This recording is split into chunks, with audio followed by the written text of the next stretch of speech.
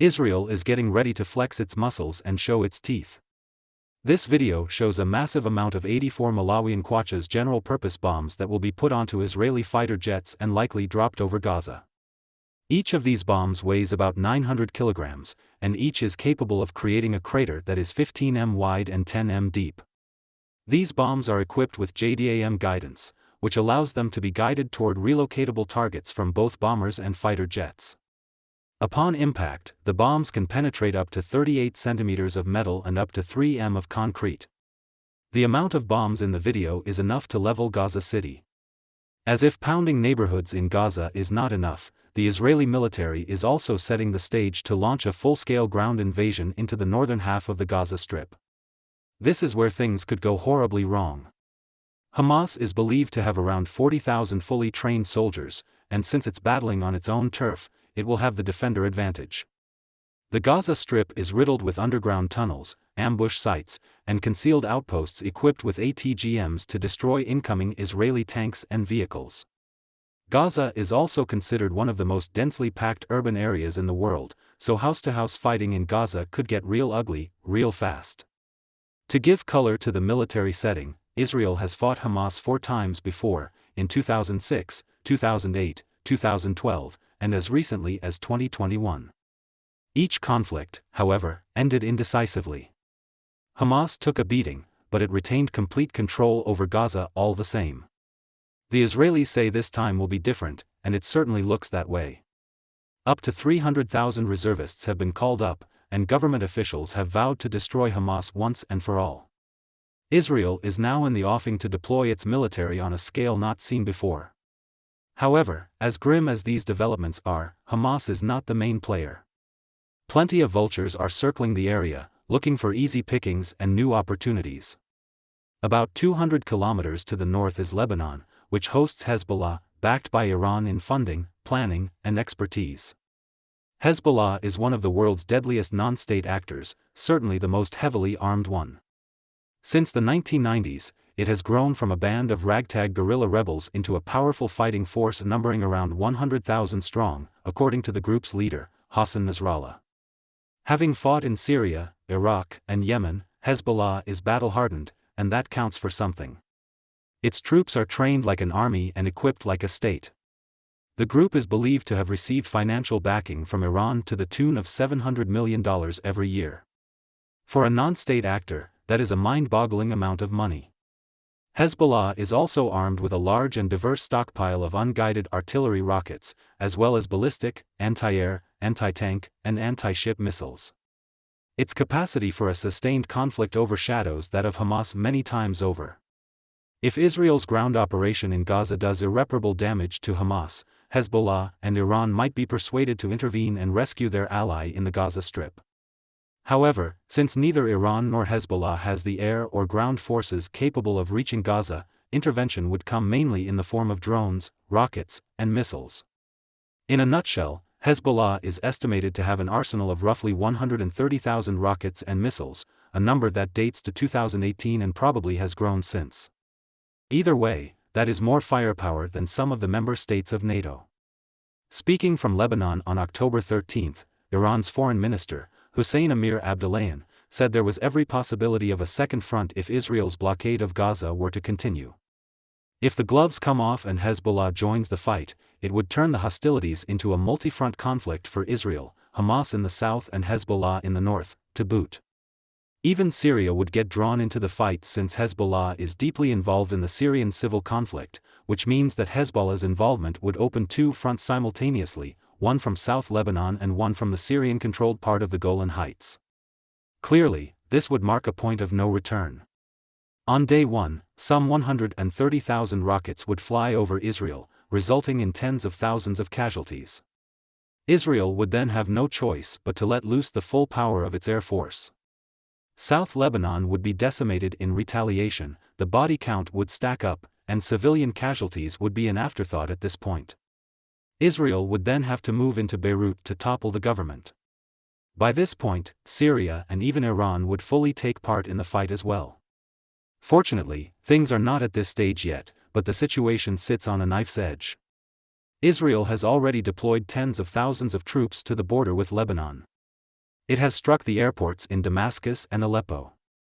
At the same time, Hezbollah has fired missiles into Israel, attempted to infiltrate Israeli towns, and launched drone attacks across the border. Things haven't been this tense in years. One miscommunication on either side, and the setting could quickly spiral still more. The United States has deployed an aircraft carrier strike group to the eastern Mediterranean. The USS Gerald R. Ford is the world's largest aircraft carrier and the largest warship ever constructed. It can field 75 aircraft, including F-35C jets. Its naval task force is made up of 5 guided missile ships, 4 destroyers, and 1 cruiser. Altogether, it packs one heck of a punch, and its presence in the vicinity is meant to deter Hezbollah and other groups from jumping into the fight. In case the message wasn't clear enough, Washington is now sending a second aircraft carrier strike group to the eastern Mediterranean, led by the USS Dwight D. Eisenhower. Using these deployments, America hopes it can prevent the conflict from expanding. However, Iran did not build up Hamas over the years only to leave it alone to deal with Israel's devastating counteroffensive. In the 11th hour, Hezbollah would likely wait for Israel's invasion of Gaza and then launch a surprise attack at a time of its own choosing. Back in 2006, when hostilities erupted in the Gaza Strip and Israel launched a ground operation, Hezbollah launched an attack of its own 2 weeks after the Israeli assault. To everyone's surprise, Hezbollah mounted sophisticated swarming attacks against the Israelis. It also put its rockets and missiles to work, firing almost 4,000 projectiles at Israel over a month. Today, Hezbollah's military capacity is believed to have grown tenfold since the last military encounter 17 years ago. Moreover, while in 2006, Hezbollah's stockpile mostly consisted of inaccurate rockets, the group has since gathered a vast arsenal of precision-guided munitions thanks to friends in Iran. Some of Hezbollah's new missiles are capable of hitting as close as 10 m of their designated targets, and the bulk of these weapons are placed in concealed SCS among the orange and banana plantations that are spread across southern Lebanon. So to neutralize Hezbollah's threat of rockets and missiles, the Israelis would need to deploy into Lebanon and occupy the area. However, doing so would be tricky, even with the air superiority brought about by the Americans. Lebanon has mountainous terrain perfect for ambushes and attrition warfare. What's more, Hezbollah has long-range anti-ship missiles that could target the U.S. aircraft carrier strike group in the vicinity. Whether these attacks could actually succeed is another story, but the point is that Hezbollah did not have such capabilities in the last war. It would therefore be a mistake to measure Hezbollah by its 2006 settings. Times have changed, and the group has gotten more robust and more capable. The Hezbollah of today will not necessarily confine itself to a defensive strategy. It could flip the script and take on a proactive battle plan. By using range, terrain, experience, and sheer number, Hezbollah could launch a decoy swarm attack using inaccurate rockets and then follow through using its precision-guided missiles to strike at Israeli bases and critical infrastructure, including the 3 alleged nuclear assembly facilities in northern Israel. Yeah, blowing up nuclear facilities, that's the level of destruction we're at. And the thing is, it is easier for Hezbollah to strike an Israeli nuclear facility than it is for the Israelis and Americans to attack Iran's nuclear facilities. So conflict with Hezbollah could quickly become a nasty fight where we could see tower-for-tower carnage. No wonder part of Iran's strategy has been to use Hezbollah to keep Israel permanently on edge. However, if Hezbollah and Iran have such an advantage, then why haven't they already unleashed hell? What's stopping full-out armed conflict? Well, for one, Hezbollah has some trouble at home. Lebanon as a state is barely hanging on. The country is in the midst of an economic crisis.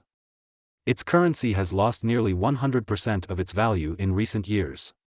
This hasn't affected the finances of Hezbollah, though. Its fighters are paid in dollars. However, the economic crisis in Lebanon affects Hezbollah's decision-making since it is legally part of the Lebanese government and has been since 2005. Conflict with Israel would throw Lebanon into an economic meltdown and likely affect Hezbollah's political standing for the worse. Even a rogue organization such as Hezbollah needs some public support to hold on to its parliamentary seats. Ultimately, though, whether Hezbollah gets involved or not depends on its patron, Iran. Since taking over the presidency in 2021, Ebrahim Raisi has taken an increasingly hardline stance in foreign policy. His cabinet is filled with former generals, people who know only the hammer as a tool and see everything as a nail. Iran has since taken a belligerent stance against Afghanistan, Turkey, Azerbaijan, the United Arab Emirates, and yes, Israel. However, Raisi's political turn to the right has certain restrictions. Employing Hezbollah's vast rocket and missile arsenal would mean exhausting it as leverage for years to come. At present, one of the most compelling strategic reasons dissuading Israel or the United States from launching an assault on Iran's nuclear facilities is the firepower of Hezbollah. Employing that firepower in the current Gaza conflict would mean depleting it as a means of deterrence, thereby neutralizing its role as a deterrent. Doing so would then leave Iran open and exposed to devastating aerial bombardment by the Americans. So while the Iranians are talking tough, strategically, they may want to preserve Hezbollah's rocket arsenal in order to save themselves from destruction. That's something to think about. Given this, the handful of missiles that Hezbollah has fired at northern Israel to date can be seen as a means to complicate Israeli operations by raising the specter of a northern front without actually opening one. Conflict in Gaza could still trigger a regional war, but Hezbollah and Iranian officials know that Israel can hammer them even if wounded or distracted. Israel has Hezbollah in the crosshairs, and it is not open to negotiation. Iran and Hezbollah can either steer clear of the line of fire or join the battle. Tehran has built up Hezbollah into the danger it is, but Hezbollah is the one rocking the stage and stealing the show. As a proxy, it is too important to lose. Iran cannot afford it. If push comes to shove, it is usually better to give up a pawn if it means protecting a rook. Thank you for watching and please subscribe to our channel Pouring Knowledge for more videos like these.